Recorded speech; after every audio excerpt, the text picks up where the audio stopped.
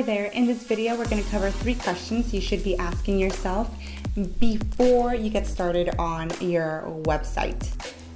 The reason for this video is because I've gotten requests for both website builds and just questions in general about the Squarespace website course that I have and whether or not it will cover everything that the person needs. So these are just the 3 questions you should be asking yourself before even getting started on either building your own website, or even if you're thinking about hiring an agency, you should really think about these 3 items, and that way it'll make the whole rest of the process a little bit smoother.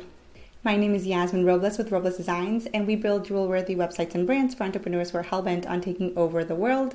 We don't do this just by creating pretty sites. We do this by actually putting a thought process and even sometimes giving you pushback on your requests for a website, requests for features, requests for language, whatever it is that you have for your website. We sometimes do push back because we want to make sure that you make as much money as possible utilizing your website, and that it's not just something pretty that sits there. Let me know if you need any help with your website. But if you're looking for a freebie, go to roblesdesigns.com/checklist, sign up and get a checklist that will help you go through your website and kind of either review your site and see if you have the necessary items, or as you're building out your own site, you can see what you need to do next and be able to cross it off your list and rest easy at night knowing that you are good to go with your site. So the first question you should ask yourself before building out your website is, what type of website do I really want to have?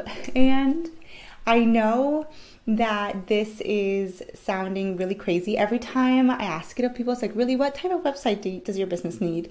They give me this awkward look.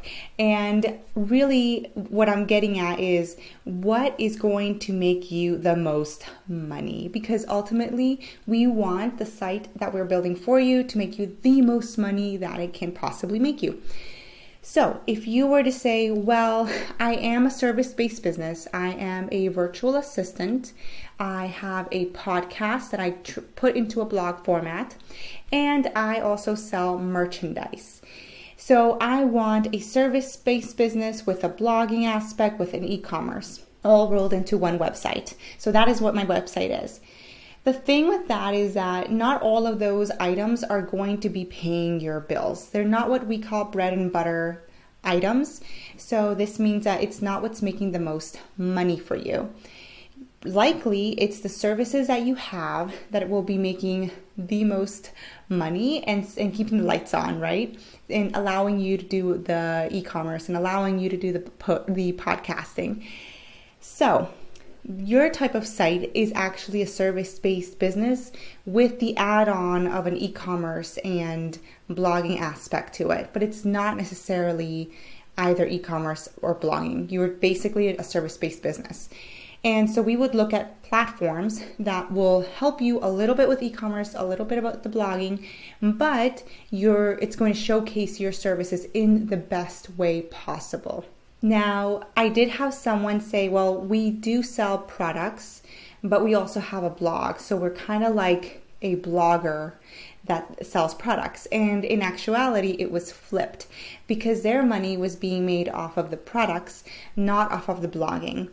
And if you were a blogger selling merchandise, that would be one thing, but their business was focused really on the e-commerce aspect of everything, not so much on the blog. The blog was more informative, to give people information about sales, to give information about the products that they were selling, the materials that they were using, why they were eco-friendly. It wasn't so much about actually gaining traction through the blog and any sort of strategy within that. So they were mainly an e-commerce website.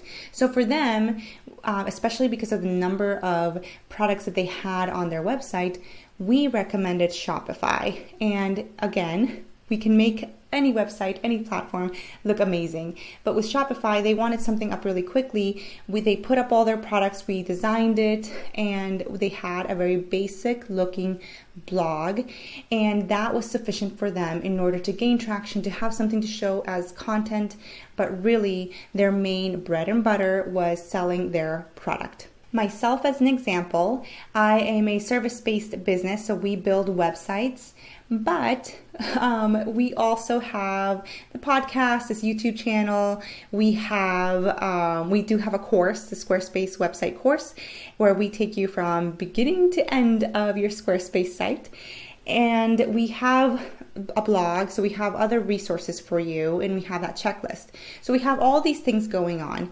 And ideally though, our website is focused on the services. So if you go right now at the top, as of this recording, to the top section of our site, it is focused on the services and how we can help you, not necessarily in having you sign up for the course. Not yet anyway, because strategy changes, but our website is based off of service-based businesses, not so much of let's push the course forward. If we were only selling a course, then we would likely be on a platform, maybe like Squarespace would be fine, but maybe more like WordPress or Podia, which is where I actually host the course. And I wouldn't even bother with any of the other aspects of the site other than like the blog and the checklist. So again, keep in mind how you're going to make the most money. And then I would think of how you're going to make the most money between now and the next 2 to 3 years in your business, because you don't want to be pivoting your website platform all the time, but you want to give enough time for your strategy to kind of grow and see if it's actually working. So that time period is usually pretty good. And then by that time, when it comes down to it, you can then either rebrand and go to a different platform, add on to your platform, or make a different sort of pivot with your business. But yeah, so number one question, what kind of website am I actually building? And is it really going to be all these things that are important, or what is actually going to drive the business forward? The next thing to ask yourself before building out your website is, how much manpower do I have for this? And this is mostly a decision on whether you're going to be doing it yourself, paying an intern, paying an actual designer with experience, paying an agency, or learning how to do it yourself, or whatever other options there are out there. Ideally, you want to make sure you understand the manpower that you have behind it. So let's say, for example, that you have a lot of time on your hands, you're willing to dive in deep, roll up your sleeves, and go all in and learn the platform that you're going to create your website on. Man, kudos for you. Like, I am impressed, and let me know how that goes. Put it in the comments. But usually what I have seen is that clients, especially startups, like coaches or yoga instructors, they are also actually providing a service or have a day job. So they don't have a lot of time on their hands to be building out a website. So now you have to think about, okay, so I have a limited amount of time. What kind of website am I going to be able to build? Am I going to be able to learn from scratch this new platform? Will I invest in a course? Will I invest in someone helping me out? How am I going to get this done? What is my manpower? Some of my clients that have a slightly bigger team, they might still be mostly a solopreneur, but they might have a VA that supports them every so often. That VA, does she or he have the capabilities or knowledge or even want to work on your website for you? Will they provide, even if they want to, and they have some basic knowledge, will they be able to provide you with the awesome looking website that you're envisioning, or will it kind of look like your nephew did it, right? Who is not even a designer. He just knows computers, and that's why you hired him. Think about the manpower that you have available, and it's going to take a few things. So it's either going to take time for you to do it, or time from your employees to do it, or time from a VA or a contractor to do it, or it's going to take more money. So you're going to either hire maybe an intern, a summer intern, if you're not really worried about the quality.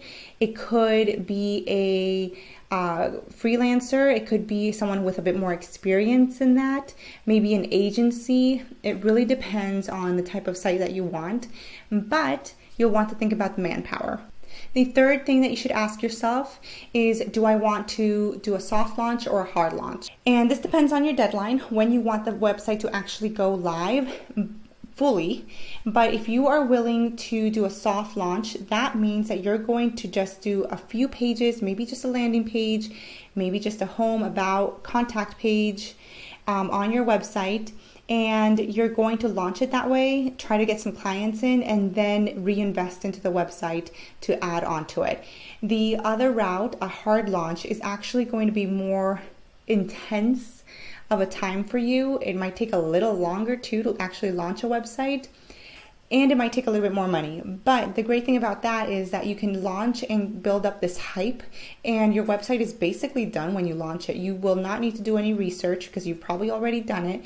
You will not need to do any sort of craziness or add-ons to it because it's done, right? It's not a soft launch. It is a hard launch. You are done. Versus a soft launch, which can lead to then a pivot and then a hard launch later on. These 3 questions will help you decide on a variety of different things, such as what platform to build your website on, what content to create, what brand photo shoot you need, what type of people to hire, and what kind of budget you're looking at for creating your awesome digital empire. And that is it.